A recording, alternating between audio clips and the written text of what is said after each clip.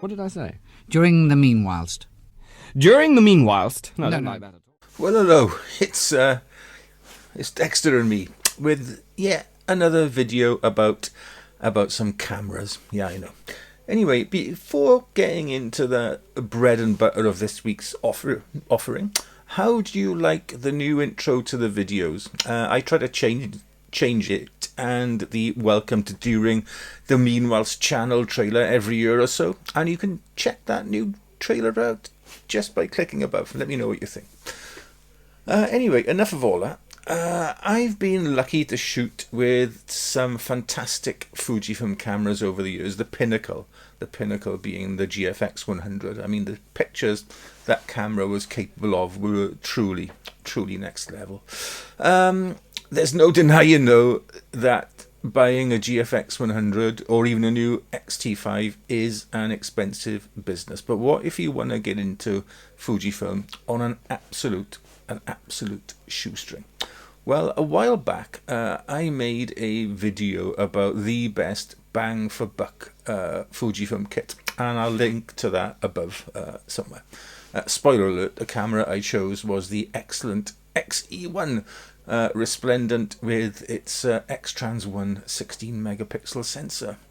Recently, however, I've added the equally excellent X-Trans 2 sensor equipped X T10, or rather confusing, I know, to my collection. And now, well, at the moment, I'm fortunate enough to own 5 Fujifilm camera bodies covering their entire X-Trans sensor history. Yes, I know I need help, and that may be fixed shortly. And you can watch my video comparing all the 5 sensors again by clicking somewhere upstairs. But I figured for this video I'd compare the 2 smallest and cheapest and see whether the XE1 is still the budget master, or whether the XT10 has now stolen its crown. Now, for the sake of fairness, I paired the XT10 with the same lens from the original XE1 video, and that is the superb XF 35mm f2. Now, price-wise, you can pick up an XE1 from a reputable online dealer in good condition and with a warranty for around £250 to £300, with the slightly more modern XT10 at anything from 275 to 350 quid. So all in all, pretty close, though prices have risen rather considerably since I paid just £189 for my XE1 a year or so ago. See, buying used cameras and lenses can be an investment. Yeah.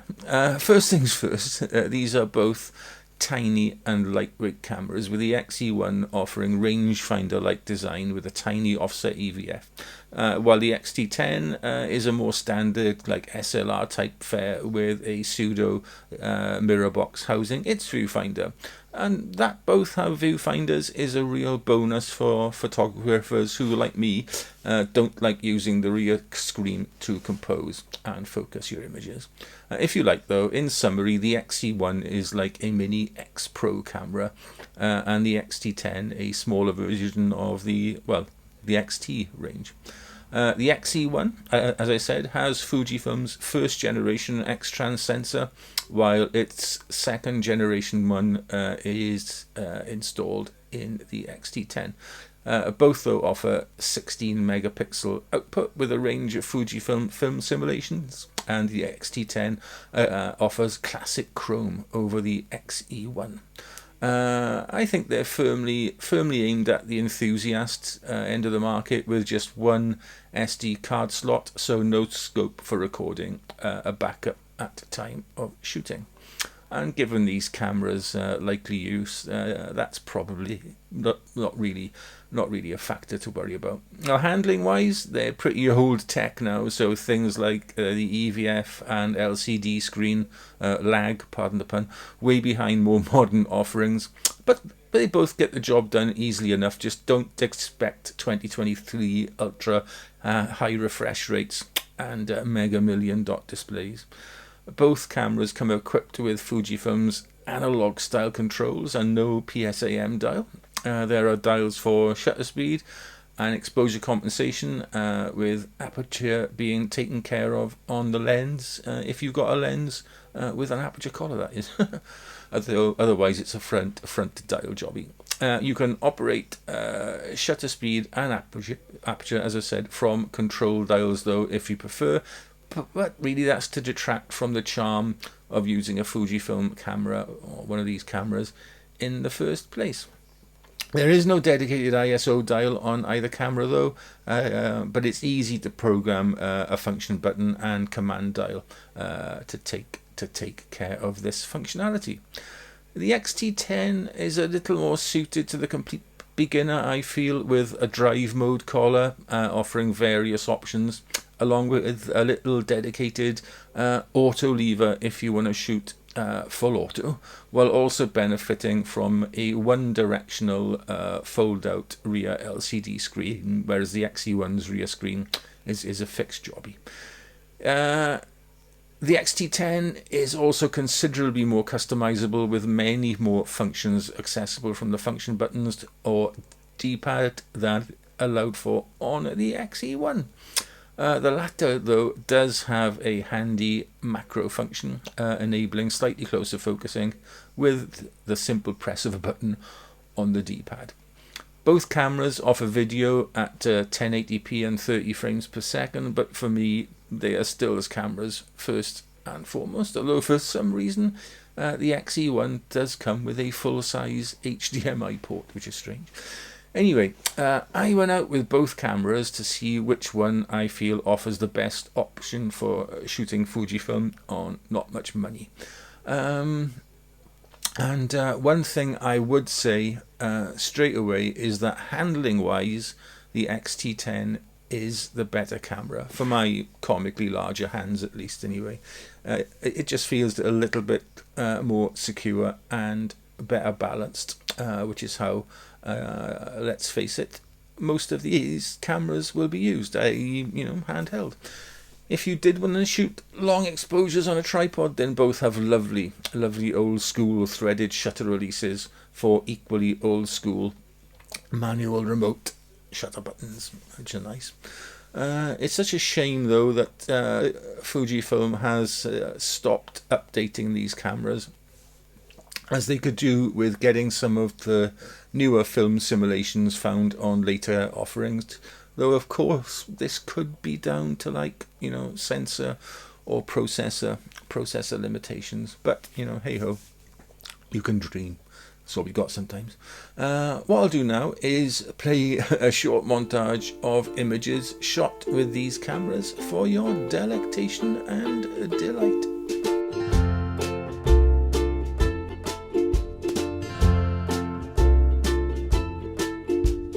Though the days are long, twilight sings a song of the happiness that used to be.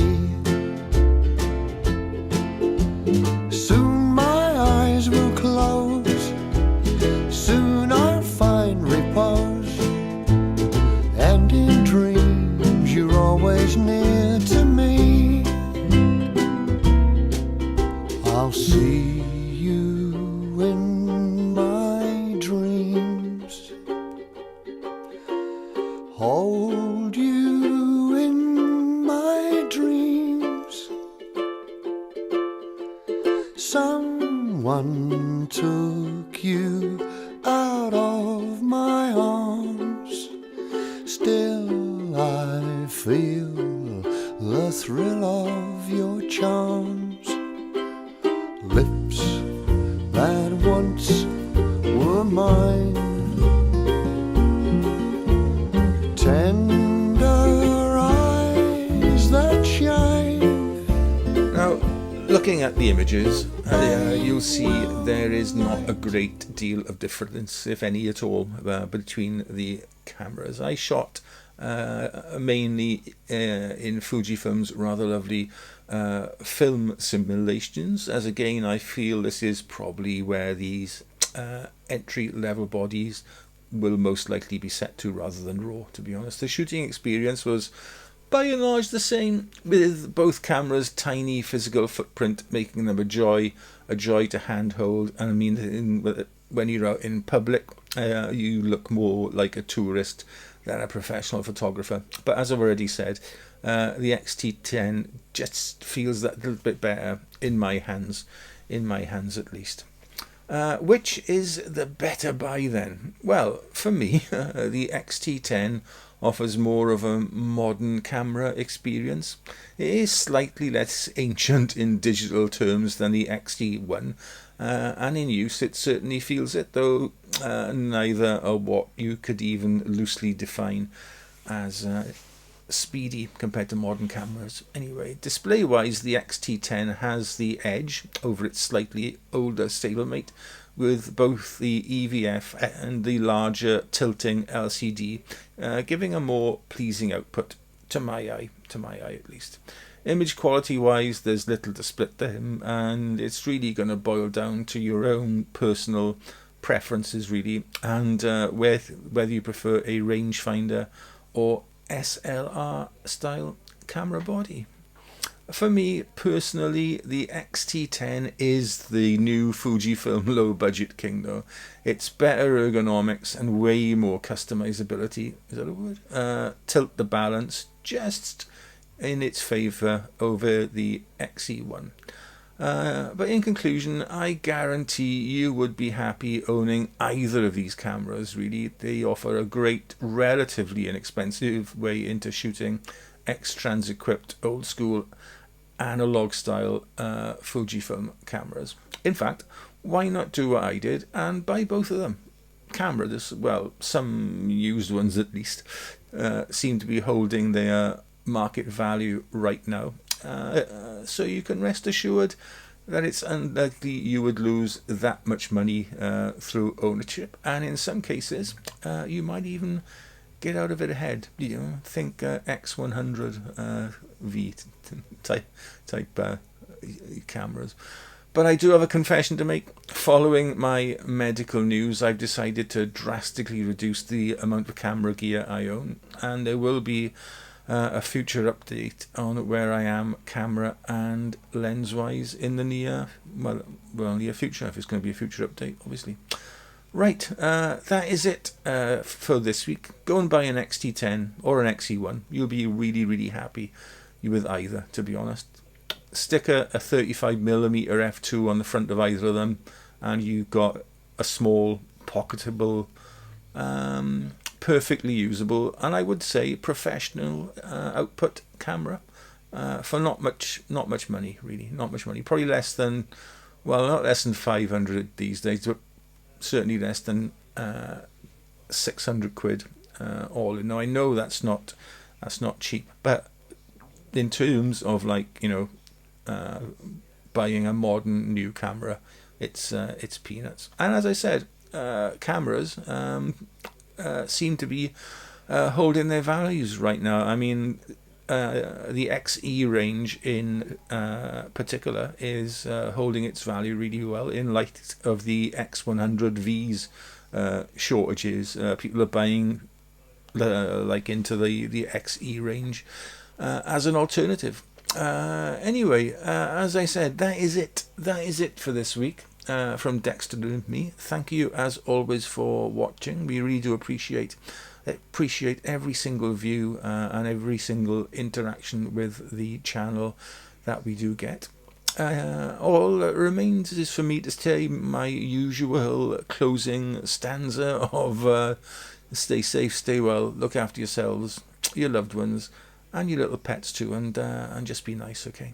And yeah, there we go. Buy an old camera. All right then, we'll see you on the next one. Ta-ra.